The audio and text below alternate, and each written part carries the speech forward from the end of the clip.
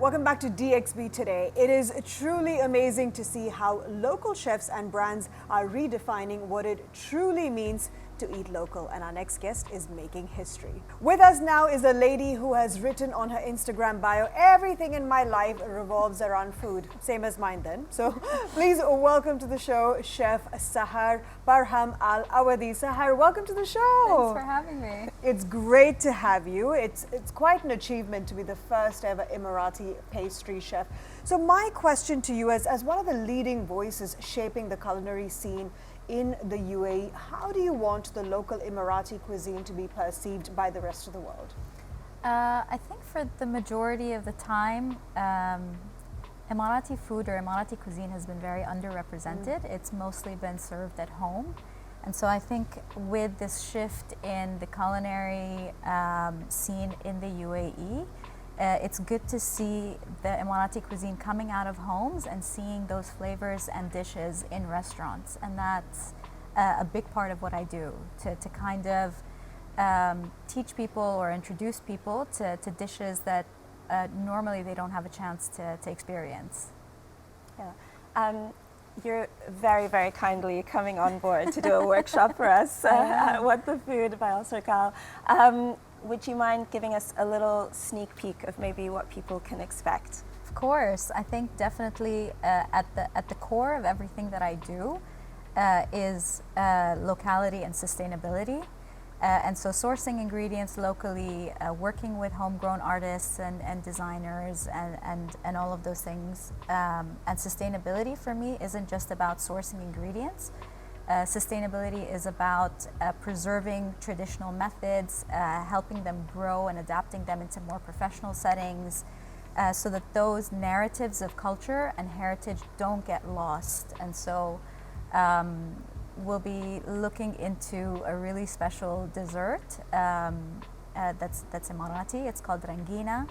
We're at the end of date season, or we're kind of already done with date season, but the really fresh, ripe dates that remain, people use that in desserts to kind of sweeten them, to highlight them. And so we'll have a look into that. It's kind of a communal dessert that happens during celebrations. So I want to give an insight into that. Amazing. So Sahar, we've been talking about how it's not just about the food, not just feeding our appetite, but that it goes beyond that. And as you said, I mean, I feel like so much of the public has only been introduced to Emirati food recently when Al Fanad became a thing. All of a sudden everyone was on Al Fanad and, you know, Lagimat are at every festival. And I'm just wondering what advice you have for maybe chefs out there, but also how do you see storytelling playing a role in cuisine and the dining experience? I think storytelling is really important in the whole dining experience, at least from my perspective. I think it gives you an insight into the chef that's cooking the food for you. You want to make a connection with the people that are feeding you, right? It's the reason why when you have your mom's food, it tastes like love.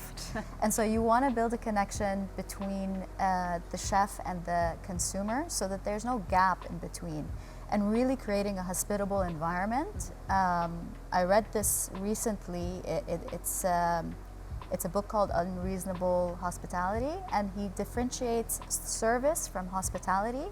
And he says service is black and white, and hospitality adds color.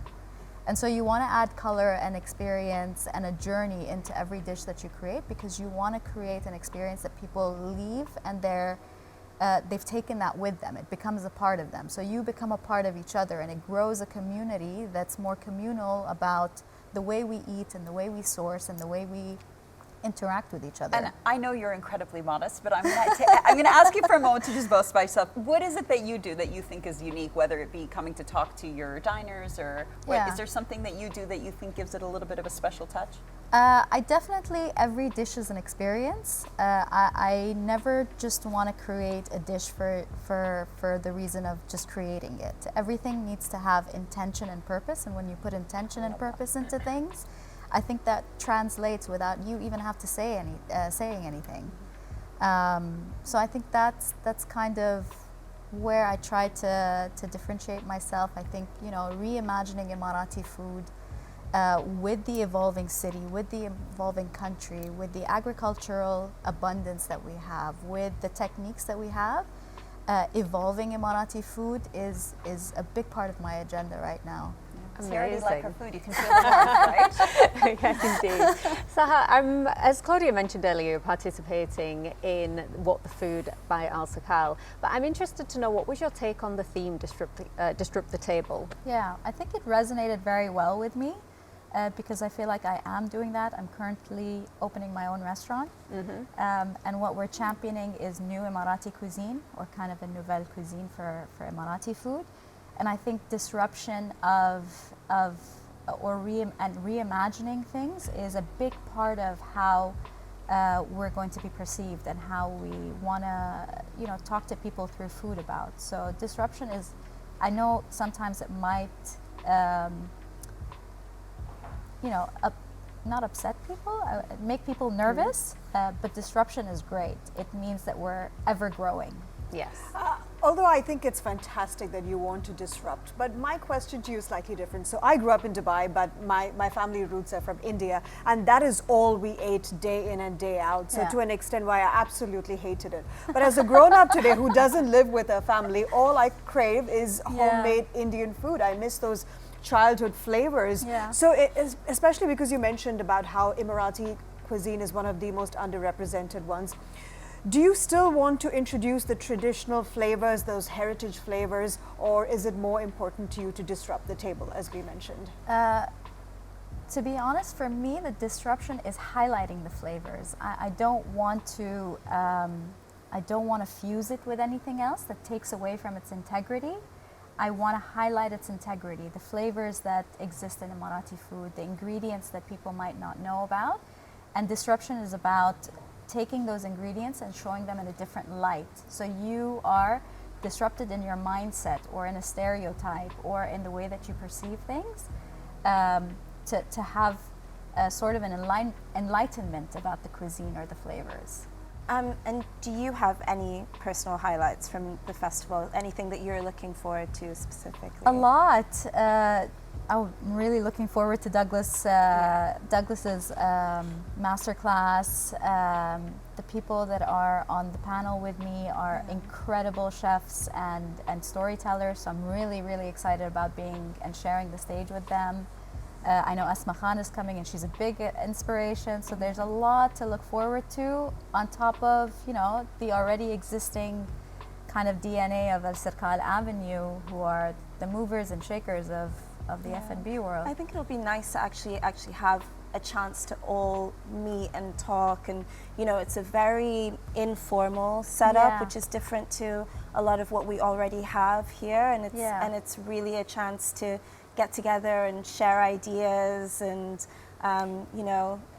you might be looking for some staff for your restaurant. So I think definitely. So get recruiting.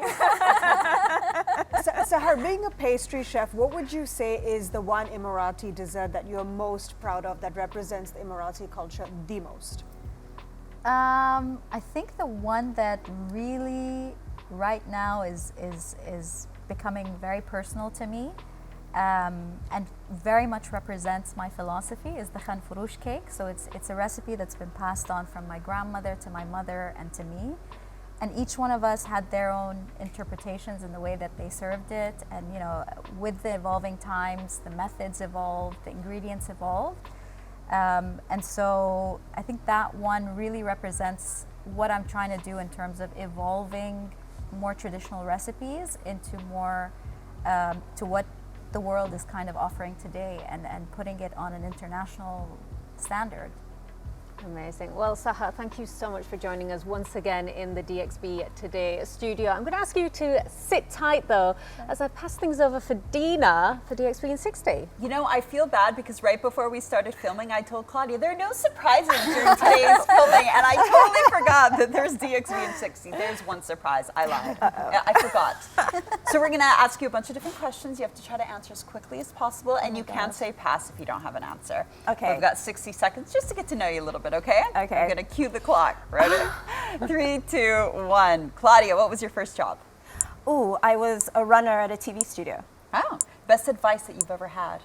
Don't wait until you're ready, just do it. Love it. If you could have an AI assistant, what tasks would you want it to handle? Anything to do with Excel. Oh God, you're fast. If you could have dinner with anyone, dead or alive, who would it be? Anthony Bourdain. What's your favorite restaurant in Dubai at the moment? Oh, I can't do that. I can't. Like some. No, I can't do that. Okay, one that you went to this week. The one that Sahar's about to open. Which is called? Abra. Abra, okay. Best way to unwind after a long day? Oh, watching a movie with my cat.